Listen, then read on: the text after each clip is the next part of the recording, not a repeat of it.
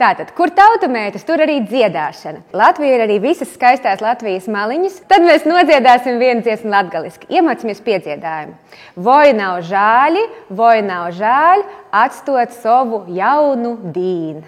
Vecamo namu amulī, nekas maizīti tev samaļsi. Voi nav žāļi,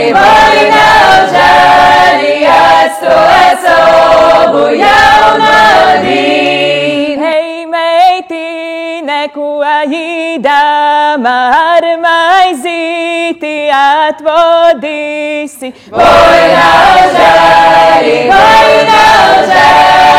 atstot savu jaunu dīnu. Skaisti! Es jums vasiņu iedevu. Pieņemts, brīnišķīgi. Paldies, dāmas!